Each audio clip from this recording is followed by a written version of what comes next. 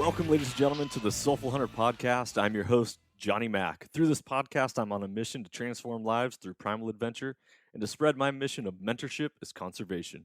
This podcast is powered by Washington Backcountry, a resource for all hunters, both new and old.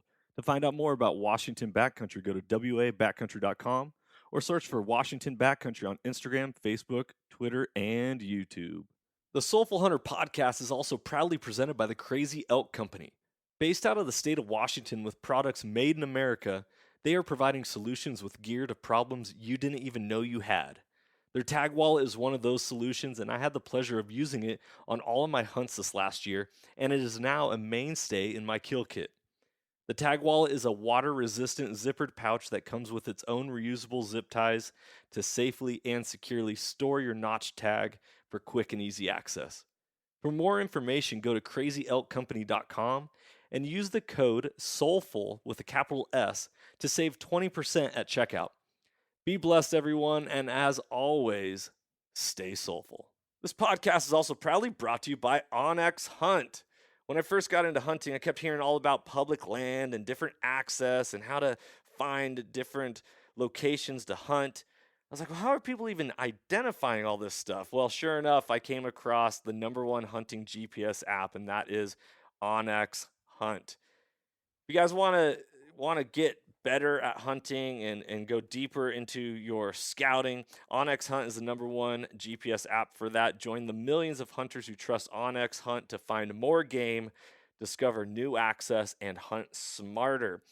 It was a game changer for me, and I know it's going to be a game changer for you if you've never used it. If you have used it, you know the power that it holds.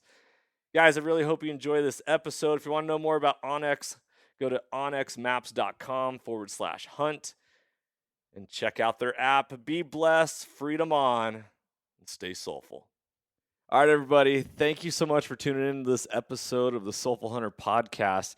We are going to be shifting gears over the next month, and we are going to be doing a rebranding, not only of the Soulful Hunter Podcast, but also of Washington Backcountry.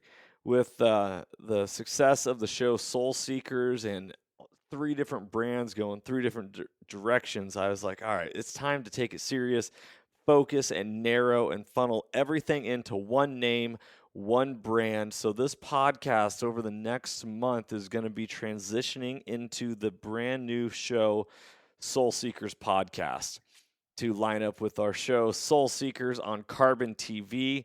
And by the way, today opens the Carbon Awards on carbontv.com, and our show Soul Seekers got nominated for Best Show Opening. So if you're listening to this podcast, please go to carbontv.com and log in and sign up and vote for Soul Seekers for Best Show Opening. It's going to take all of us to join forces and get us the victory on that.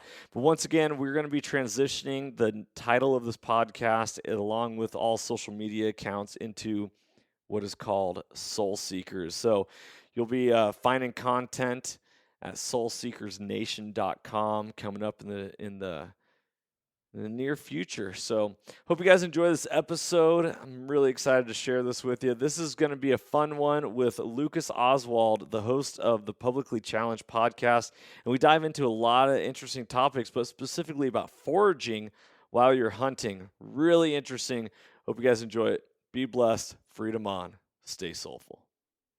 Ladies and gentlemen, welcome back to another episode of the Soulful Hunter Podcast. I'm your host, Johnny Mack, and tonight I am joined by an absolute savage and amazing human being from the Midwest who also happens to be his own podcast host of the Publicly Challenged podcast, and that is Lucas Oswald.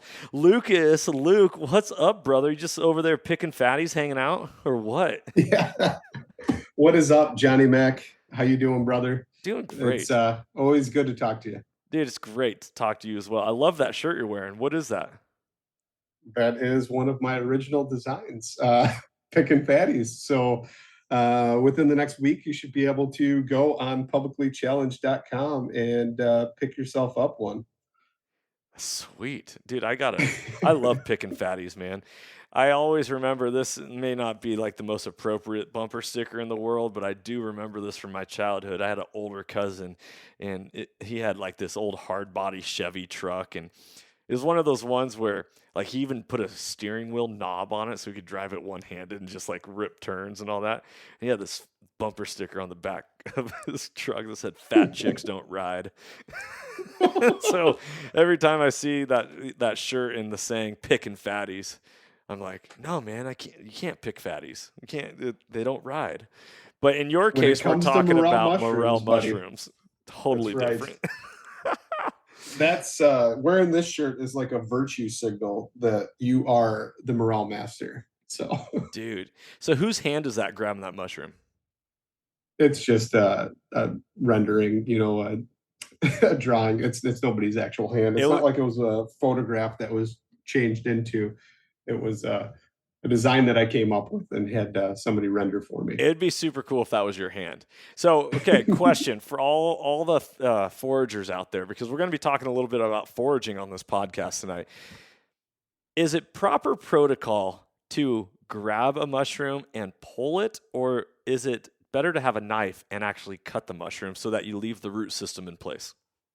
So I'm not an expert on anything. Huge disclaimer. Well, but I will say, is that because you're from publicly knowledge, challenged?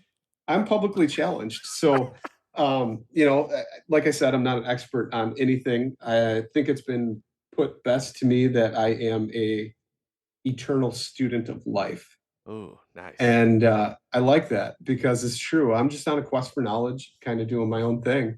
So, it is what it is, just kind of learning, publicly challenged. But I will say this, I do know how I do it is I just pull them. And then I take and I either break or I take a knife and I cut the little bulbous base off of the mushroom.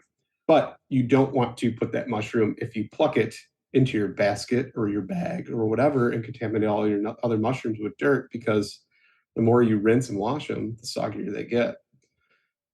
Interesting. So, Okay, that's yes. good to know. So then so it does help actually to cut them off if you No, can. doesn't matter.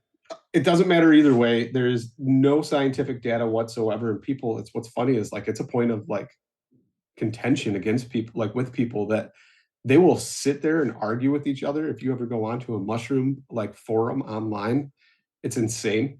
But the bottom line is there's no actual evidence that it does anything either way. And I've seen some people even like make the claim that if you do cut a mushroom, that you are opening it up to the mycelium, somehow getting some type of infection or something. But truth of the matter is a mushroom is a fruiting body that is very similar. You think of it like mycelium is the apple tree and the mushroom is the apple on the tree. So pulling it, cutting it, doesn't matter. It's not going to make a difference. Interesting. Man, there's so much we're going to get into on this podcast because I have a lot of questions, and like you said, you are just the eternal student. But because you have a podcast that focuses on these topics also, you have a little more insight, and I can't wait to share this with all my listeners. So let's get into this. Is it like it's a purist form, right? It's like the fly fisherman versus the bait fisherman. It's the trad bow versus the rifle hunter. Is that kind of what it is when it comes to cutting your mushrooms versus picking fatties?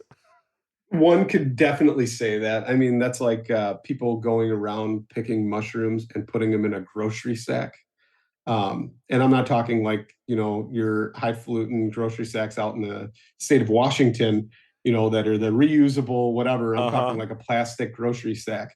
A lot of people would claim, oh, you shouldn't do that. That's not the best way to do it because now spores aren't getting spread throughout the woods and there's not going to be any mushrooms. But the thing is by the time you touch that mushroom and handle it, there's so many spores that have already been released before you even got there that really doesn't matter either. But you should let them be in open air, like a basket or a mesh bag, kind of like one of those ball sacks that like the coach always used to carry around on his shoulder.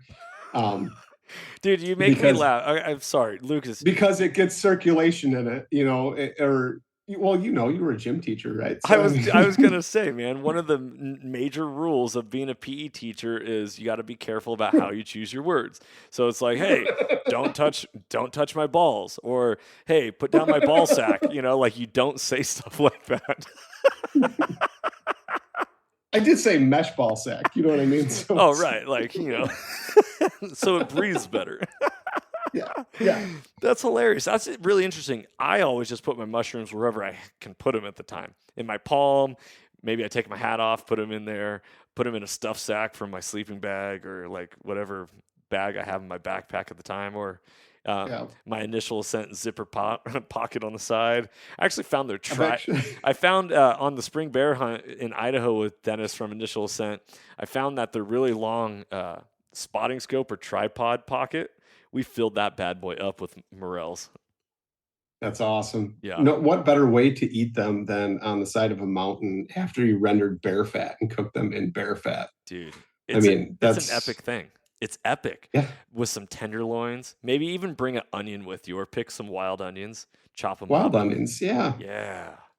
Dude, so good. Okay, so Lucas, for all the listeners who maybe have not come across your podcast since you're based out of the Midwest, tell the listeners a little bit about yourself, your story, and why you even started the Publicly Challenged podcast. Wow. Okay. So I'm Luke Oswald. I'm the host of Publicly Challenged podcast.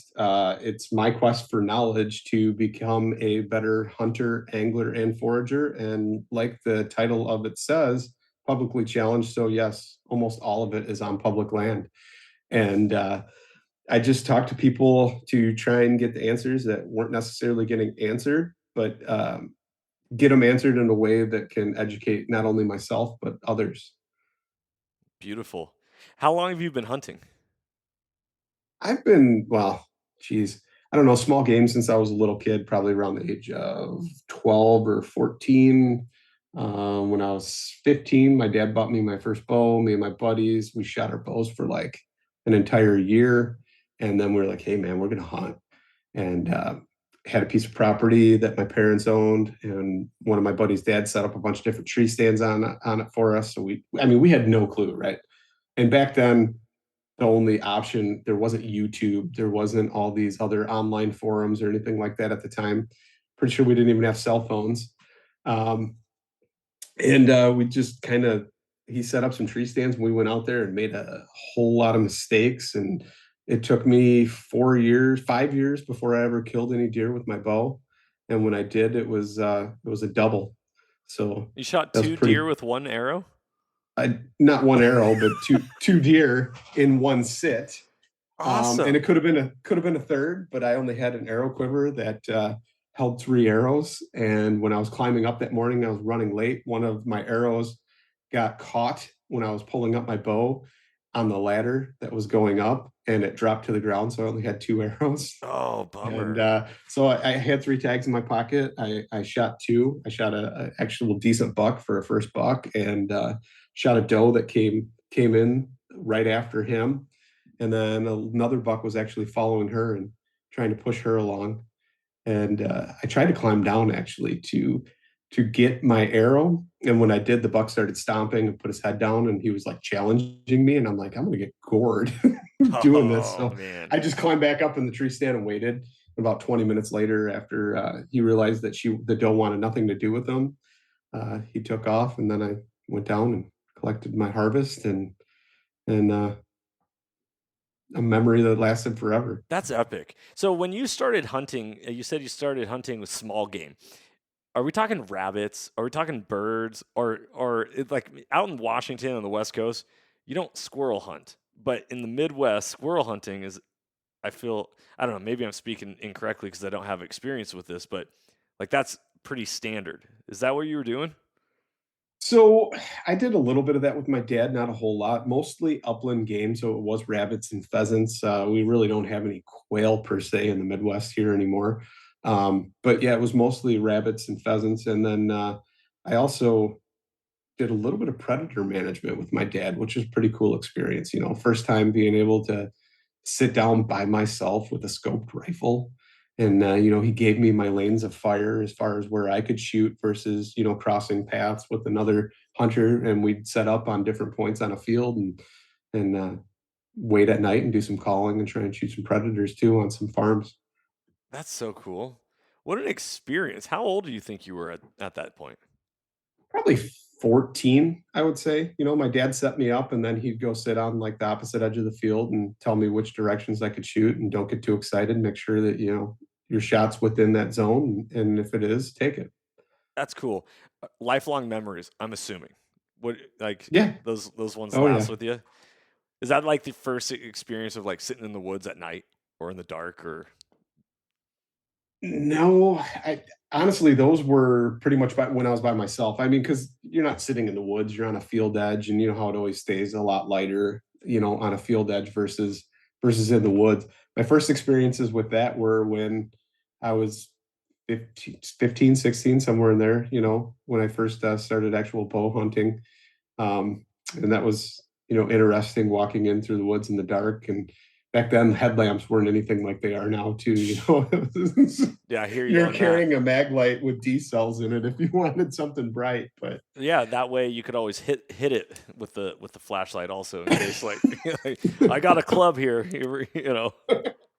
Oh man, yeah, you that's let your imagination run wild, as a kid. But as you get older, you learn to kind of appreciate it and enjoy it. yeah, dude, I was a scared little boy growing up, and that's something that I've always had to conquer my fear and overcome that, even to the point where when I shot my very first animal, which was that black bear, I was afraid of bears in the woods, man. I remember like as a child, your parents would be like, "Okay, take the trash out. Tomorrow's trash day," and it'd be pitch black on my street, and I'd get sketched out, dude. I was such a wuss, but I'll tell you this it's not the measure of a man is not what he's achieved, it's what he's overcome, and it's really fun That's to right. be able to overcome things and then be able to say, ha, look what I did, right? Just like Oh yeah. Teddy Roosevelt, President Roosevelt, where he always talks about the man in the arena, right? Oh god, I love that quote. Do you know what I'm talking about? Well, I believe I do. I cannot quote it for you, but I mean, it's kind of like the little kid that turns the basement light off and has to run up the stairs because they're scared something that dark is going to encompass them. It's going to grab them. There's something there, right? But it's not. It's in your head, and once you overcome that, you can appreciate it. Yes, sure There can. was a book I read a long time ago. It was called 13 Moons. And it was about a kid that was pretty much traded off into indentured servitude. And he manned this outpost out in the middle of the territories. And he was afraid of the dark. And so, in order to overcome that, he would go on night walks and just push himself further and further every night until next thing you knew, he was walking until it was morning. Wow, dude, that's epic. That's epic. Well, that so I'm gonna just read the absolute most epic quote from Teddy Roosevelt's famous speech, "The Man in the Arena," because all listeners, I feel like this is something that you should definitely memorize. Should I need to retract that statement? I don't like to should on people. I highly recommend that you learn this quote because it will come in handy very, very much so in your life. So this is out of his famous "Man in the Arena" speech. It is not the critic who counts, not the man who points out how the strong man stumbles or where the doer of deeds could have done them better. The credit belongs to the man who is actually in the arena, whose face is marred by dust and sweat and blood, who strives valiantly, who errs, who comes short again and again, because there is no effort without error and shortcoming, but who does actually strive to do the deeds, who knows great enthusiasms, the great devotions, who spends himself in a worthy cause, who, at the best, knows in the end the triumph of high achievement, and who, at the worst, if he fails, at least he fails while daring greatly, so that his place shall never be with those cold and timid souls who neither know victory nor defeat. I have that framed in my living room above my dining room table. My wife is like, "Yeah," it's like my family creed. That always stood out to me, especially when talking about being afraid of the dark, right, and the unknown, and pushing yourself to a place that really draws on courage. So here you are, publicly challenged, but you're not really publicly challenged. By the way, I love that name. I think that's a phenomenal. You branded yourself very well on that one. Where does this concept of publicly challenged truly stem from? You said you like to be a lifelong learner, but your dad kind of taught you hunting slightly. Would you say more so like he instilled that desire in you, Yeah, or where does it come I, from? I think he did. But my dad was always a kind of guy that would actually let you make the mistakes so you had that lesson learned. Mm. It wasn't like, hey, this is how you do it. You should do it like that. If he saw that I had the desire to do it, he would give me guidance, but he wanted you to do it and screw up so he could come back and show you and be like, hey, if you did this, it would have worked out a lot better. And by doing that, now he's instilled that drive to further better yourself all the time and to try and do that. And I think without that, a lot of kids end up kind of soft because it's just, there's no struggle. Everything's given to them and there's no struggle. And I don't want to put like a bad light on my dad or anything like that, but he would want to see you fail just so you could learn to do it. Um, but the publicly challenged thing actually comes from the fact that I was primarily a private land hunter. And a few years ago, like a year before I switched and actually started doing this podcast, I hunted private land. So, I mean, things were just different. A lot of the lessons that I learned along the way were really, really tough lessons, but that's made me a better hunter. Some of the things, normally you'd wait until it got cool out because it didn't matter. Those deer were on your property, they were held there, whatever, or whoever's property you were hunting. When you're a public land hunter, you want to be the first one out there. Maybe not opening day, but the next week after that, because people have disturbed them those first few days, but they're weekend warriors. People hardly even hunt public land until after football season's over. And they've got the mindset that, hey, it's too hot out. I'm not going to go hunt. But if you have the mindset that you're going to wait on this deer until the conditions are right, that deer might be gone. Somebody might wound it in between now and then because a weekend warrior gets out there and does it. So why not be you, hopefully, who doesn't wound it and get that deer? Get out there and make it happen. Don't wait. Don't make excuses. The weather isn't going to dictate whether or not that deer goes down. It's you getting out there. That's the biggest lesson I've learned. You know, okay, man, you're bringing up some stories here, and I love this. This is a great conversation. You're inspiring me, Lucas. I will say this: shout out to my good buddy Jeff Winslow, who's been a guest on this podcast a couple times, but he went with me on my very first elk hunt, archery elk hunt, where I shot this beautiful bull elk that he could have shot first, but it was my straw. It was my day to shoot, and he pulled the short straw that day. Well, needless to say, rainstorm came in, and he didn't want to archery elk hunt in the rain because of losing blood trails or different things like that. And because of not going out and hunting in the rain that day, another hunter came into that area and ended up shooting a bull a couple hundred yards away from where mine died at. And my buddy Jeff, if you're listening to this podcast, sorry brother, but this is how I play the story out in my mind. The concept is he was like, I don't want to do anything that's going to cost me to lose that animal. And yet, because it's public land and him choosing not to hunt because of what you just said, the weather, he ended up losing what would have or could have been the bull that he was supposed to shoot for that trip. And to this day, I'm always like, dude, it's a day to hunt. Let's hunt. But then again, I'm so new that maybe that's just my mentality. It's like, oh, we got to go, we got to go, we got to go. Did you come across stuff like this? I mean, you just got done saying how, you learning this public land hunting and how different it is.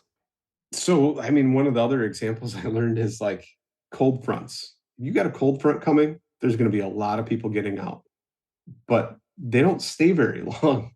I've come to realize that when it's cold, most hunters don't stay out that long. So if you have the proper gear and you plan accordingly, I mean, a buddy of mine, we said, we're going to come out around lunchtime, get a sandwich, and we'll go back into a different spot if things aren't looking good, because we had some evening spots and some morning spots picked out. And we pulled up and we were the first ones there, and we were getting our gear ready. Car pulls up, truck pulls up, two guys get out, a van pulls up. And it was endless. And there was probably 14 guys that got out of their truck at that parking lot, at that trailhead, and started hiking in. And it's like, holy crap, this is a lot of competition out here. This isn't going to go well. It's just going to push deer everywhere. But guess what? When we got down, there wasn't a soul around.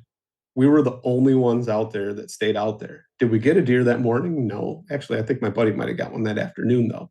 But the point is there was a cold front, so everybody wanted to get out, but they didn't stick with that cold front. They didn't stay. They didn't stay till the animals were moving all over the place. They were there and they were gone. Hmm. What type of parcel of land are you talking here? Give some description, because I had an experience this last October during rifle season where I actually had some people cut me off on the trailhead and cut some switchbacks to get ahead of me, and I was kind of irritated because I ended up spotting deer right after that. And if it was a shooter buck, I actually could have shot a deer, but I could not have shot at them because they were in between me and the deer. And I was like, dude. So tell, like, what type of parcels of land are you talking about publicly in your neck of the woods?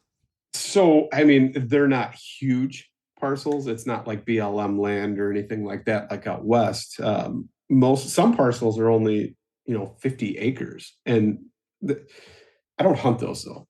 So I've kind of got a strategy, and a lot of the land around me, which is kind of crazy, but I don't live too far from Chicago. So people from Chicago need a place to hunt. They want a place to hunt. So what do? They come down the closest south of them where they can get some land, and they hunt it, and it gets crowded, like really crowded. So I started thinking about it, and I used to get ticked off, and I'd be set up, and there'd be a guy who may have been afraid of the dark. And, when I reflect back on it, I don't pass as much judgment or anger as I did in the moment, because I don't know where that person's at. I don't know where they're at in their level of hunting. I don't know where their comfort level is. But it is frustrating and it is annoying when you're set up an hour before light, the first light, and there's guys that are just walking in. I mean, that sucks that they walk right in front of you. And there's nothing you can do. It's public land.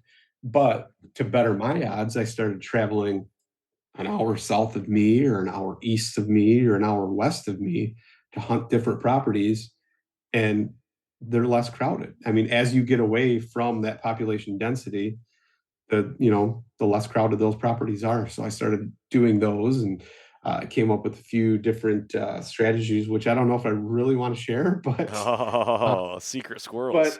but let's just say I look at success rates and versus hunter visits of pieces of land, and all that is available through your state, through the game management agencies. They have all that harvest data figured out. So you can actually look at success rate versus hunters, actual visits. Like in the state of Illinois, there's actual hunter visits that there are per parcel, because you have to submit that at the end of the year and tell them how many times you hunted X, Y, and Z property. So all that data is there, and you can look at it, and just by that data, you can say, okay, that seems like a relatively high success rate per, hunter visits. And then you can start sectioning off different parcels of property and start looking at them, e-scouting them, figuring out where you want to go, maybe get in preseason and scout them, or just hike your way in and hunt it. Man, epic, Luke. I really I dig that. It's a great that's a great tip. Have you made your way out west yet to do any like big public land hunting? I have. I have unsuccessfully, of course, but there was a lot of lessons learned there as well. Unfortunately, COVID killed my last elk hunt that I had planned last year. That sucks. Did you use the same strategy? This whole, harvest rates versus hunters and all that stuff when you were going out west, or were you planning on using that strategy? I used that strategy, but only to a certain extent, because it was not a draw tag that I had, so it wasn't over a counter tag. So I mean, I do utilize that strategy along with like Mark Livesay's, principles of success, and all of his hunt plans, and e-scouting. And I mean, I put in some serious hours in scouting and preparation. My first hunt did not have that.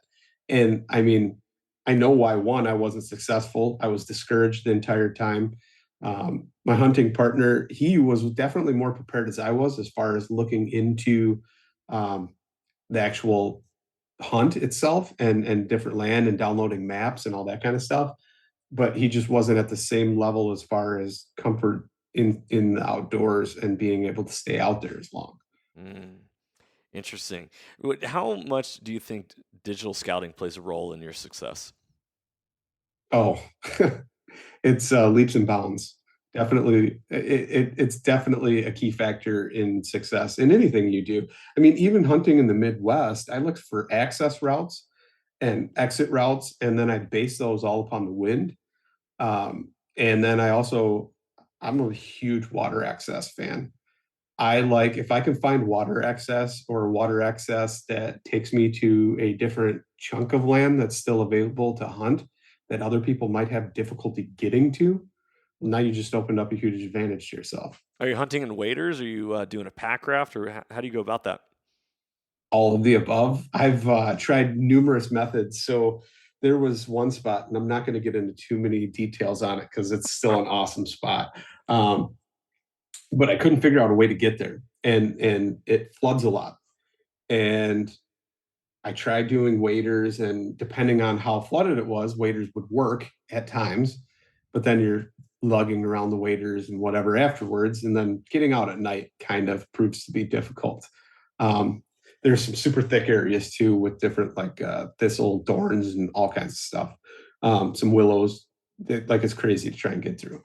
Um, then I tried like a pack raft.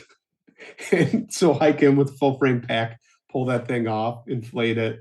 Terrible idea, especially if there's current flowing in the water and now you're trying to paddle. So then I went a different route and actually launched at a boat launch. And I took two kayaks, borrowed a buddy's kayak, took my own. And the water was kind of like really high, stupid high to even be doing this. And mind you, this is November. It's cold. Water is super cold at this point. There was ice formations on some of the inlets on where I was headed. And I put all my gear in one. And then I got in the other one and paddled and drug it behind me with a rope to try and get to it.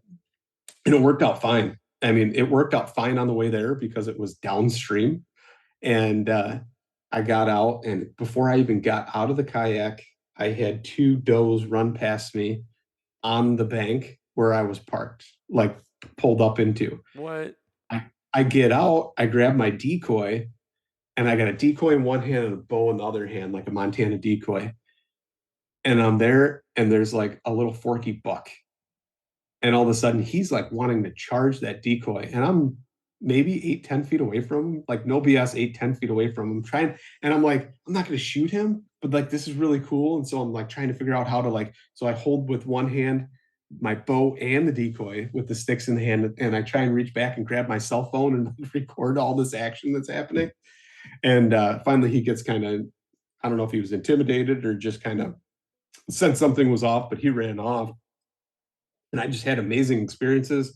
There was a huge buck that where I set up, it wasn't within range, and he never came out until it was like almost zero light left. I mean, didn't get that big by being dumb and coming out and running around, but I got back in the kayak and tried paddling out and realized I hadn't gone anywhere since I hit the main water.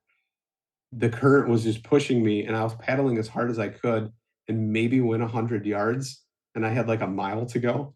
Oh, So my arms were like rubber, about to fall off. I mean, literally rotator cuff on fire. And I'm like, this is bad.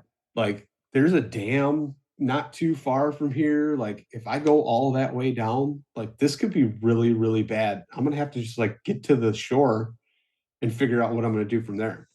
So get to the other side of the river. At least my car, I could hike maybe, from there. right. So I'm doing that. And all of a sudden I hear a boat coming down the water. And I flag the guy down, and the guy goes, "What are you doing?" And I'm like, "Deer hunting." He's like, "In a kayak? Like, this water is swift. What are you thinking?" And I was like, "Well, I was thinking I was going to kill some big deer." And he goes, "Hang on a second. I'll help you out. I'll tow you back. But I got to do one thing first." And he pulls out his cell phone and he takes a picture of me. And he goes, "I got to show my buddies, man." He goes, "Either you're the dumbest guy I ever met, or you got some serious balls on you."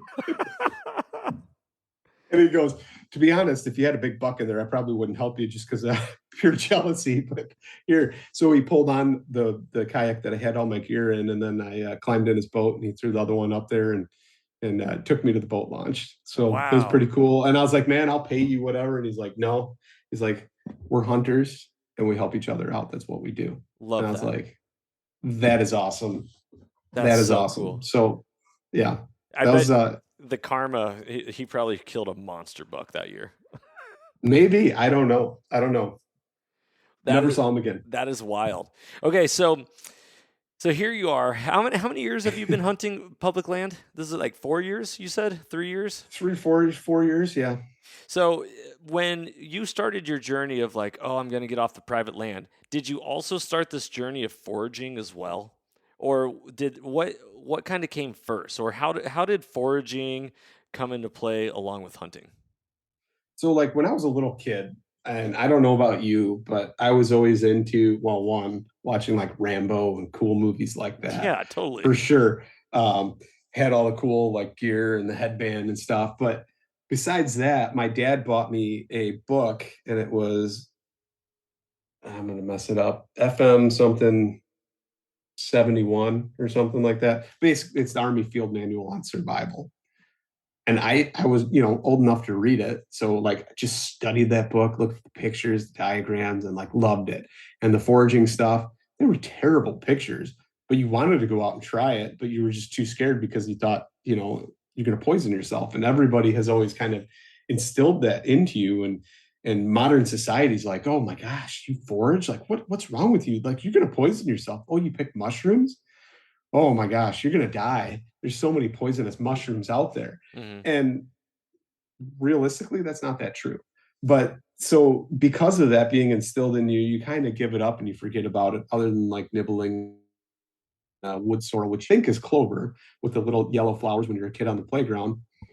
Other than that, I didn't know anything. But then as I'm sitting there in a tree stand, I'm like, I wonder what, I don't even know what kind of bush that is or, what kind of plant that is. And that kind of started my journey by sitting in the tree stand and being on public land. I'm like, this could probably help me out a lot more. One, for deer hunting, and two, why don't I know that?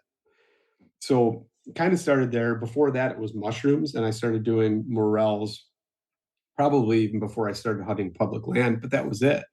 And then once I didn't really have any private land morel spots to hunt, I was like, okay, well, let's start hunting public land for morels. And the competition for those is probably just as or even more fierce than deer hunting. So now you're going, man, what else is there out there? What other mushrooms can I find that are in season at the same time? And it turns out there's all kinds of other mushrooms that are out there. There's dryad saddle, or around here we call them pheasant backs. Um, all different kinds of mushrooms that you're like, oh, well, nobody even knows about these, but I could start picking these. That's pretty cool. So then you go down that journey, and then you're like, oh man, chanterelles, which are an amazing mushroom, which are happening right now in like late June through July and August, is a wonderful time to get out there in the woods and pick those.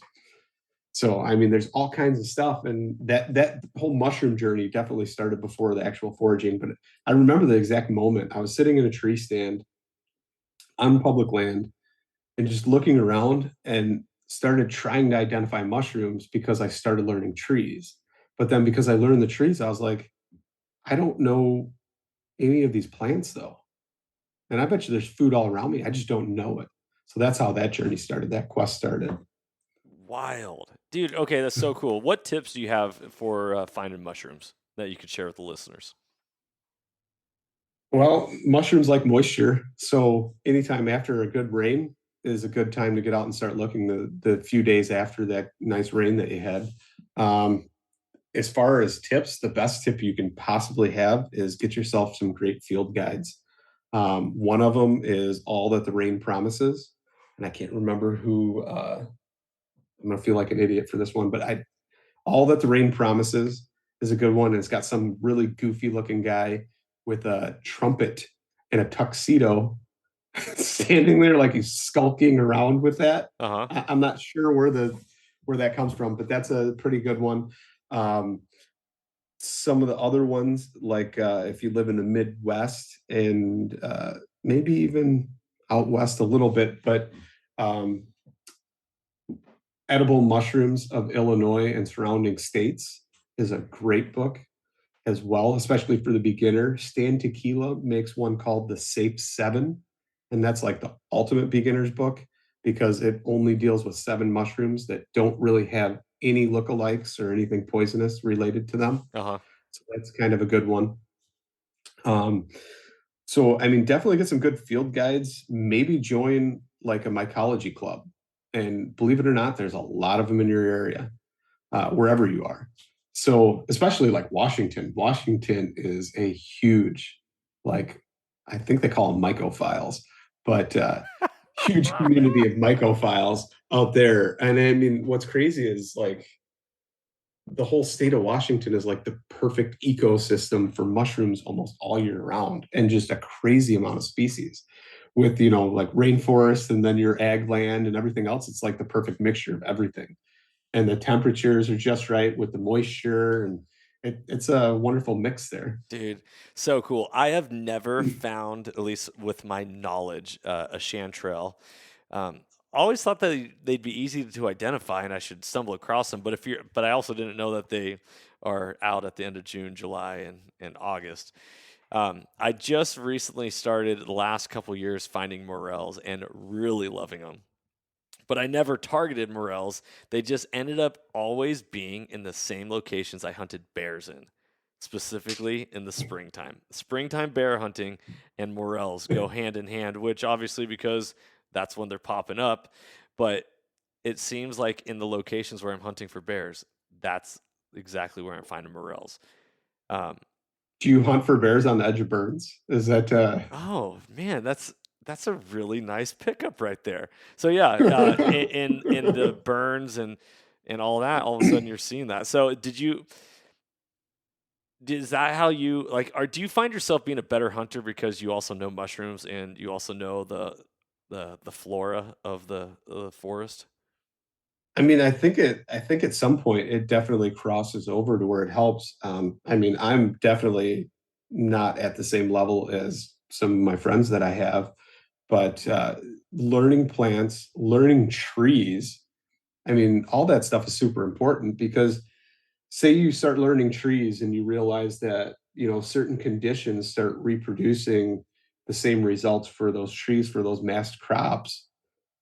Well, now you know that you have a food source that year to target the animals. If it's, in the Midwest with whitetails, or even deer when it happens to be out west, if you know, hey, there's certain type of oaks or whatever that's dropping, or whatever else you've got, that plays into finding food for all those animals. So yeah, I mean, at some point it definitely crosses over. And I mean, mushrooms have a lot of them have a mycorrhizal relationship with certain trees. So it makes sense. Man, so cool. This is the really fascinating. This is why I love your podcast. But the fascinating world of hippie granola-ish people that mycophiles, is that what you called them? Yeah. Will mesh with the hunting uh, self procurement homesteader lifestyles because most areas like in the Pacific Northwest they don't mix. People that hunt mushrooms, a majority, I'm speaking maybe out of line, I don't know, I'm taking an assumption here.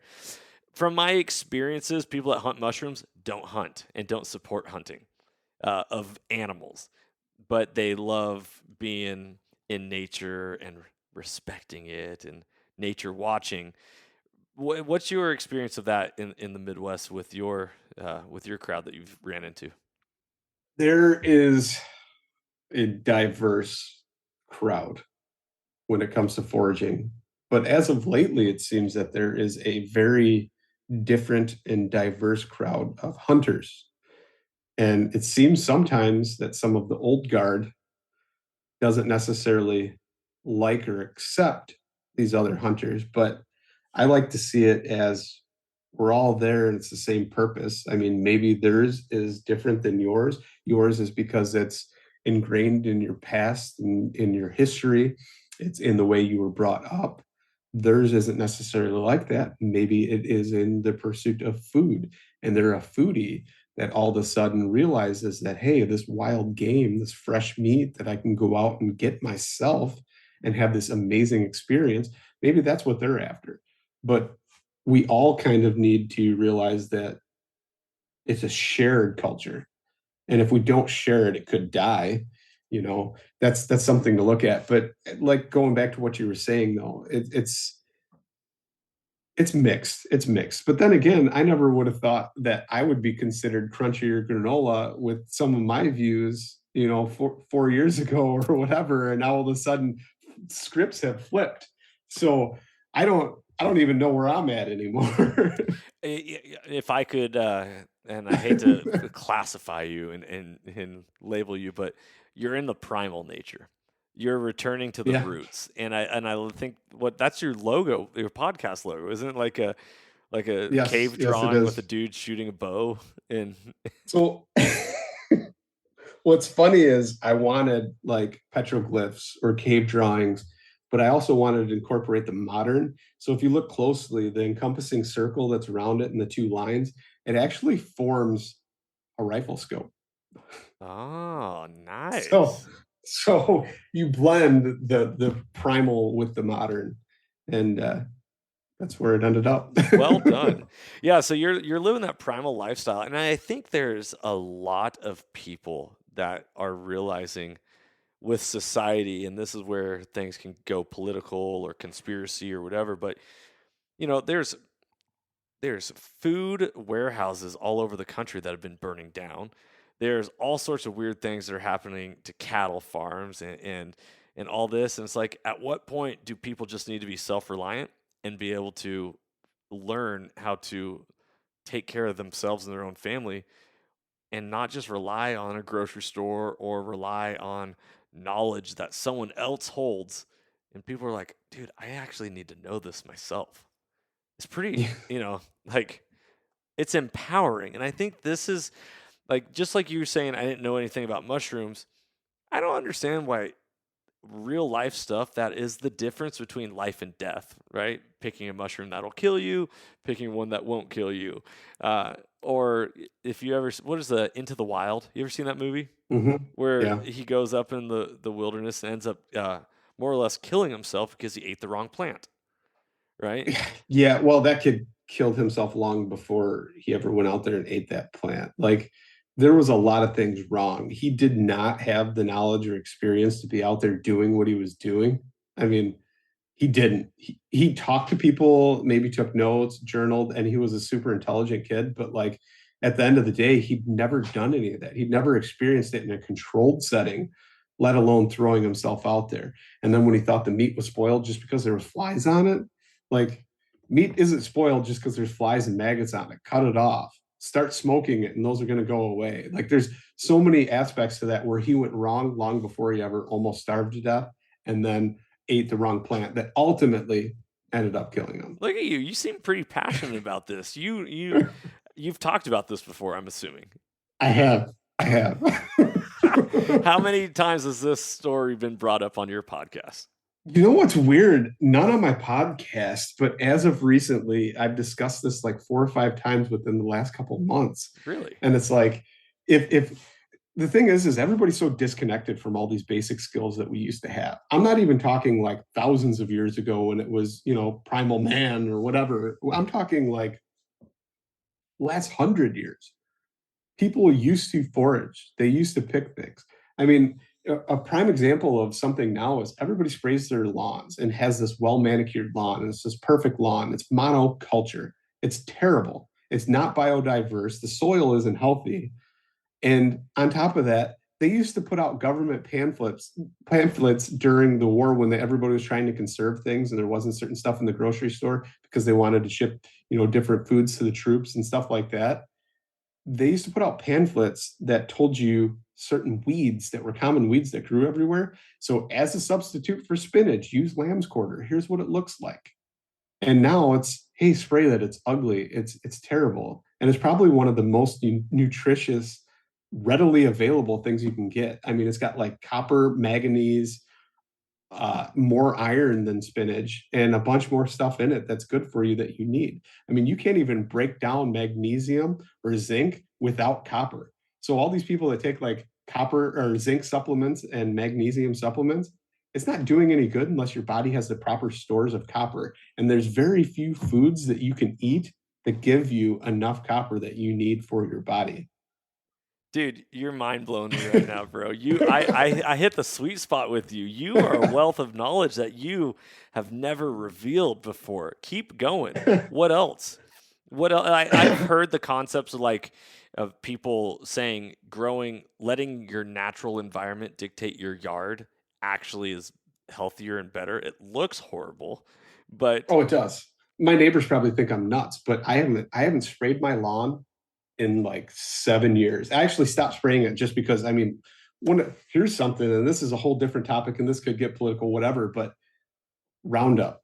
yeah, it's cancer How causing. has Monsanto, they've paid out billions of dollars in cancer cases, but yet they're still selling it and producing seeds that they put that's the byproduct, the seeds, right? The chemical is what they're selling. But now they've developed seeds to be tolerant to it and spraying entire fields, putting it all over your food, and then you're consuming it. Glyphosate is like one of the worst things. I think Joe Rogan just posted something and it was like 80% of Americans have glyphosate or glycophosphate, however you want to pronounce it or say it, in their urine. Well, especially during sweet corn season right now, because Roundup Ready corn is like one of the most prevalent sweet corns out there. Treated seeds and it's Roundup Ready. But there's all kinds of things out there that you could eat instead of these things. I mean, sweet corn is just a modified grass, and there's all these other kinds of grasses that are out there, like curly dock, farmers like worst enemy. You see it growing all over the fields this time of year. It turns brown and it's got those big, long, like curly leaves and a long, slender stalk with and seeds on it and chat all of those seeds. Like you can actually make flour out of that. You can take it and grind it and make flour and eat it, and it's full of all kinds of minerals. Now, granted, you don't want to go to that same farm field where they're spraying it with stuff, but like that leads into something else too. Like it goes on a totally different topic, Johnny, Bring it which to is us. Come on, come on. the decline of the Midwestern turkey population. There's a huge decline. And what they're finding is like they're actually producing less eggs and less fertilized eggs, thus less poults. Like on average, it used to be 6 to 8 poults per hen. You're getting like 4 now. Huh. How does that happen? It's got to I be think it's a few things. environment, right? It's got to be environment, but something's changing them chemically to where they're less fertile. Interesting. But you see the same decline in people as well. I've never in my life seen so many people other than like a generation below us, like younger than us, that has fertility issues. It's crazy.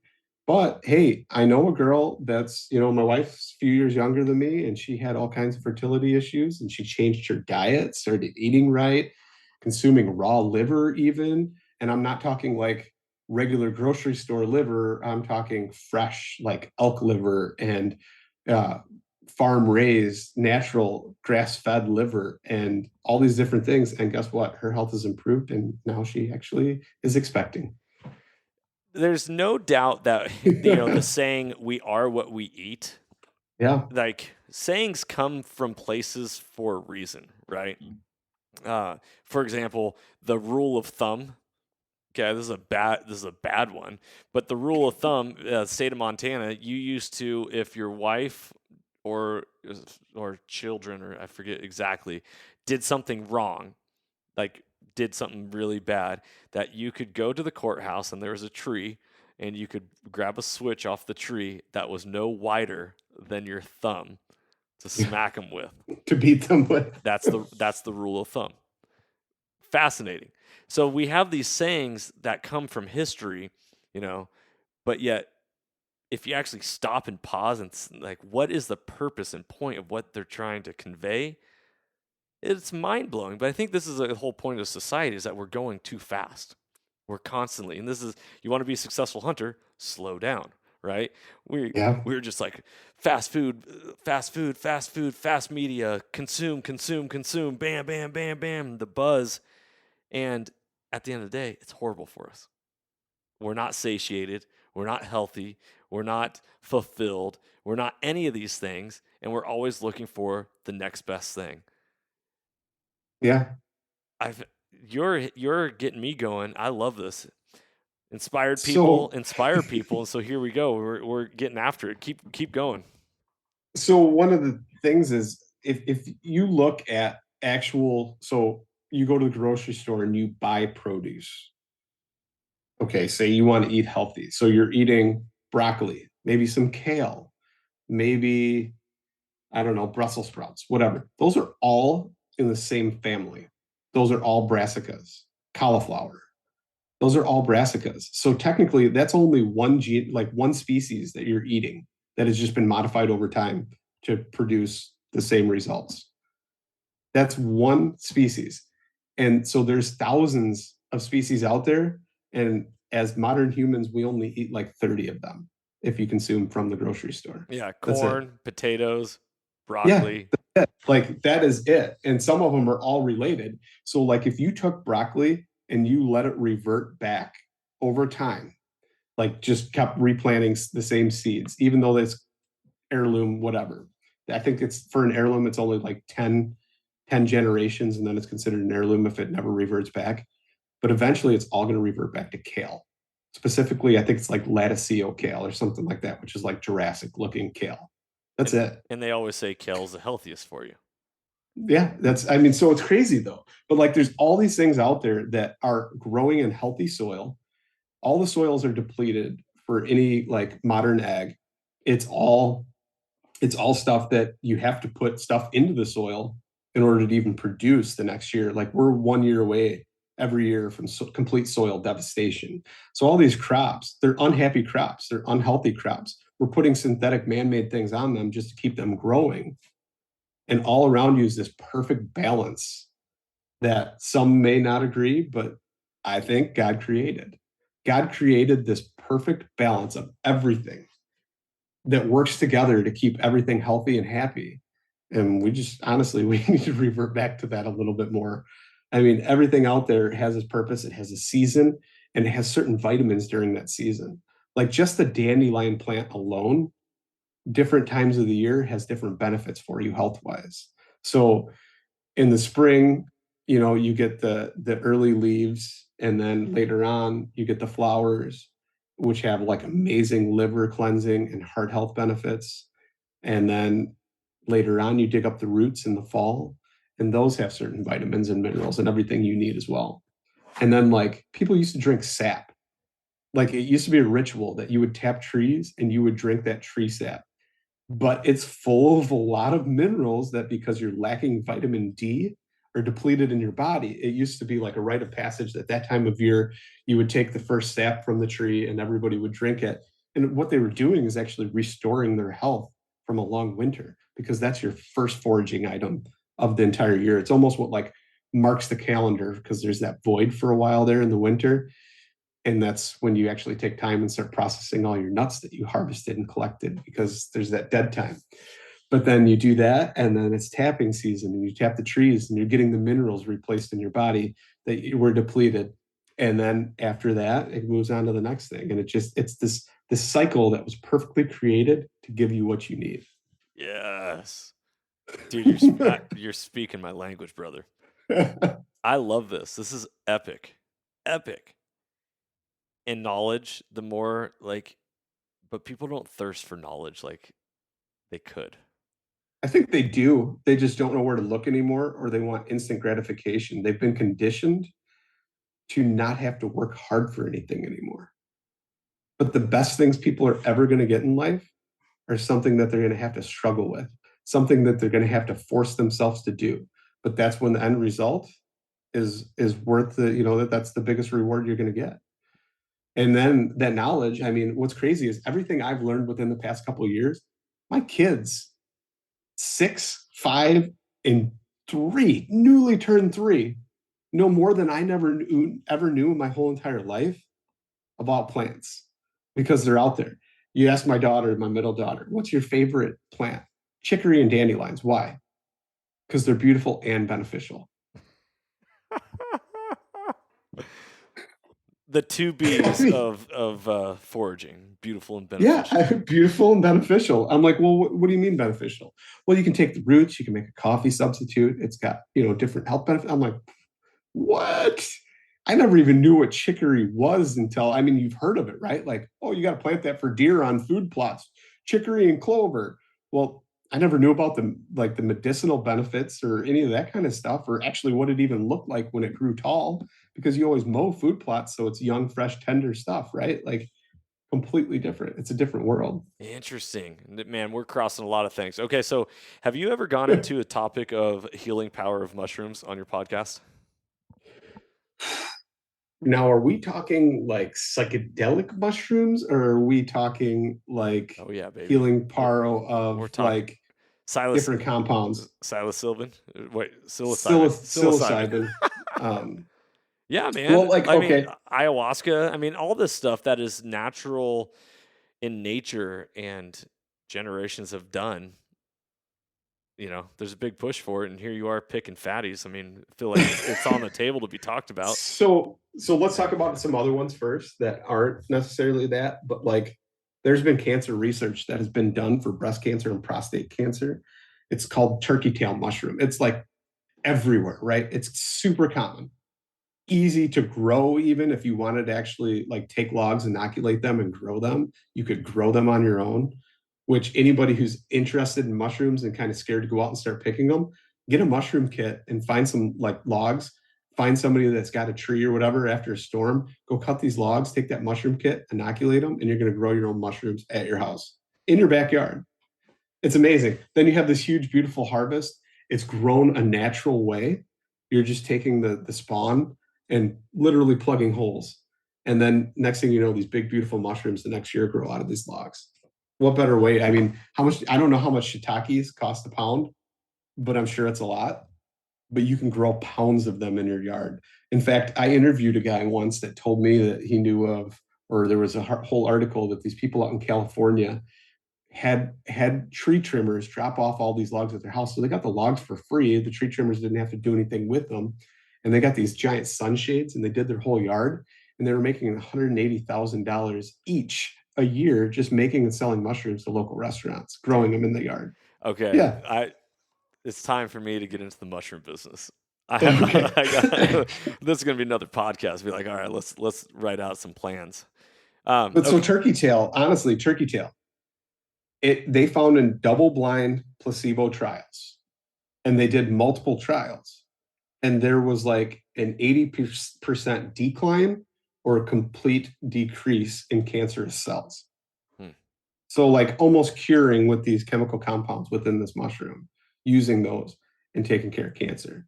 But unfortunately, I think people saw that there wasn't a whole lot of money in there when this mushroom is everywhere, that it didn't go anywhere. And that's sad. That's sad that money takes precedence over people, but it does. Now, psychedelics, we'll jump into that.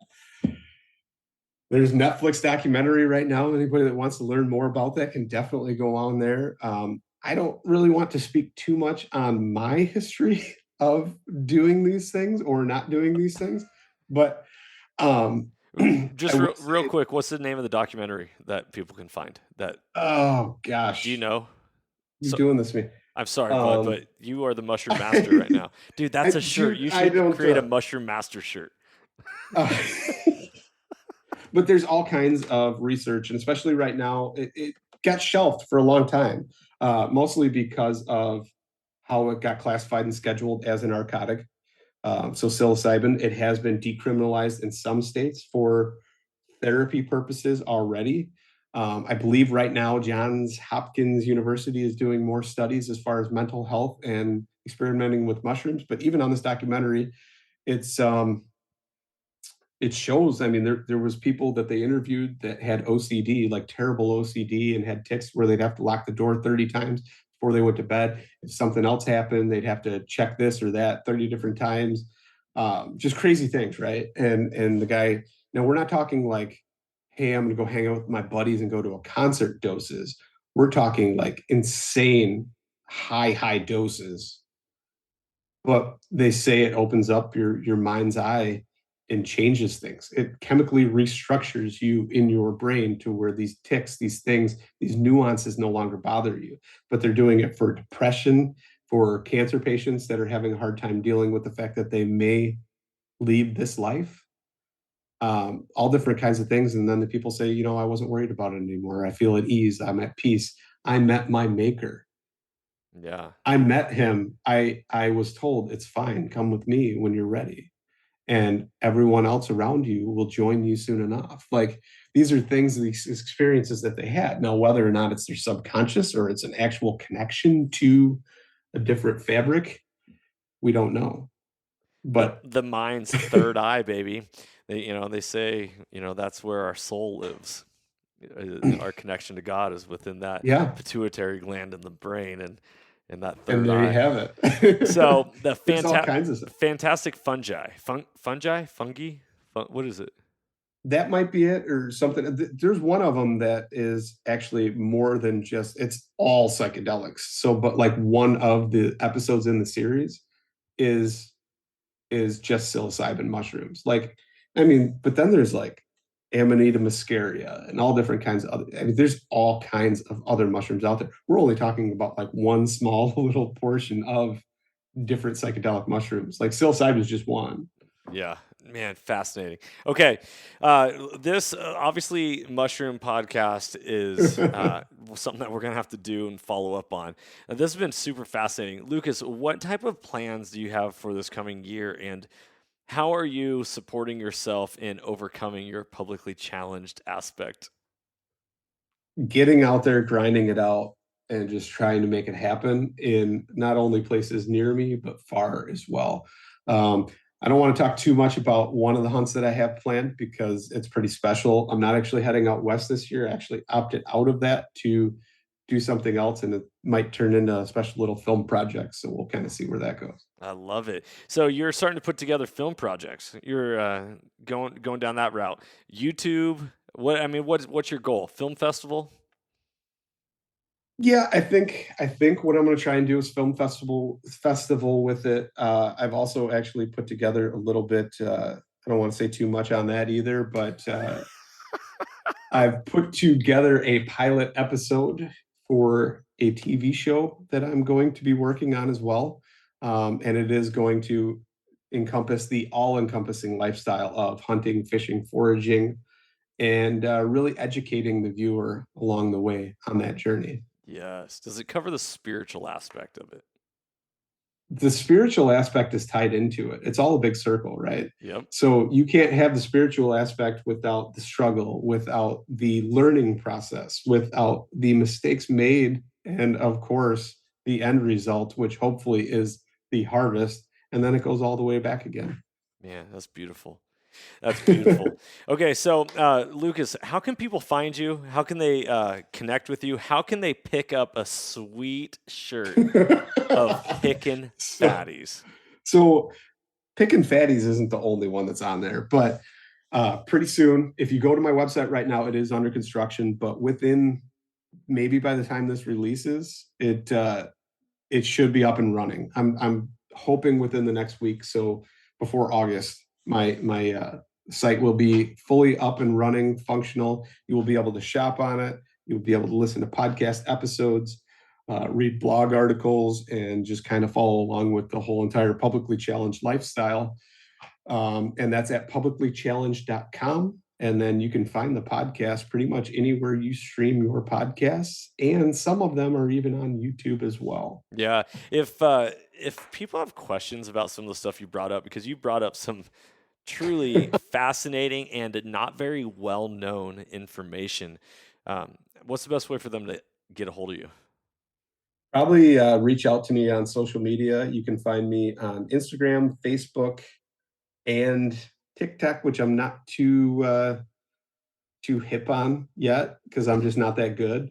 But and Facebook really isn't my jam either. But I do check it maybe like weekly. There you go. But if you really want to hit me up and get an answer pretty quick, find me on Instagram, and it's at publicly underscore challenged. Beautiful. Beautiful. I love it. Lucas, you've been an amazing guest. I'm honored to have you join here for the Soulful Hunter.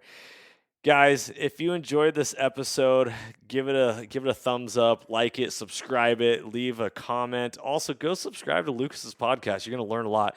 I've listened to it quite a few times, and I can tell you that he has a tremendous wealth of guests and a variety of them. It hit a lot of different topics. Big fan. Thank you so much for tuning in to this episode of the Soulful Hunter Podcast. I'm your host, Johnny Mack. Be blessed, everybody. Remember that mentorship is conservation. Hunting has the power to transform lives through primal adventure. Freedom on, and as always, stay soulful. If you enjoyed today's podcast, I'd love it if you could go ahead and give this a rating as well as subscribe. Also, you can check us out on Instagram under the Soulful Hunter Podcast. Make sure to tag us in pictures and posts and use the hashtag Soulful Hunter. To find out more about the Soulful Hunter Podcast, go to soulfulhunter.com and be sure to follow the podcast as we are going to be bringing you a lot of great information, insight, and changing lives through primal adventure. I look forward to connecting with you on the next episode. Stay tuned and stay soulful.